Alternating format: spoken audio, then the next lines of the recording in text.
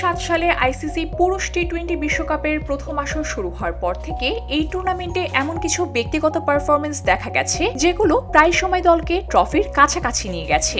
যদিও টার্গেট সবসময় ট্রফি জেতা, প্লেয়ার অফ দ্য টুর্নামেন্ট পুরস্কার দেয়া হয় সেই খেলোয়াড়কে যিনি ধারাবাহিকতা, ম্যাচ জেতানোর প্রভাব ও চাপের মুখে অসাধারণ পারফরমেন্সের মাধ্যমে পুরো আসরে আধিপত্য দেখান।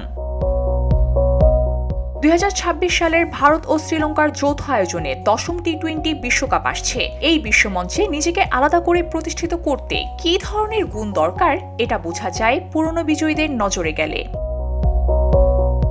2026 সালের আসরে মোট 20টি দল অংশ নেবে এবং 55টি ম্যাচ অনুষ্ঠিত হবে। ভেন্যুগুলো ভারতের 5টি স্টেডিয়াম ও শ্রীলঙ্কার 3টি স্টেডিয়ামে হবে। গ্রুপ পর্বে 4টি গ্রুপ থাকবে, যেখানে প্রতিটি গ্রুপের শীর্ষ 2 দল সুপার 8-এ উঠবে।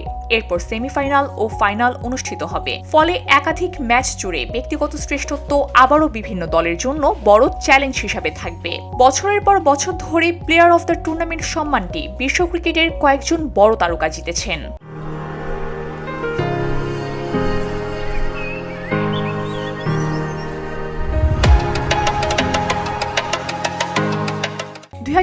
সালে আফ্রিদি তার বিস্ফোরক অলরাউন্ড নৈপুণ্যে প্রথম আসরে নজর কাড়েন।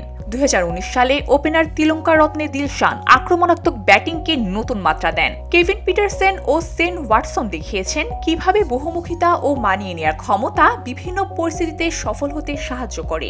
2014 ও 2016 সালে বিরাট কোহলি টানা 2 বার এই পুরস্কার জিতে চাপের মুহূর্তে তার ধারাবাহিকতার প্রমাণ করেন।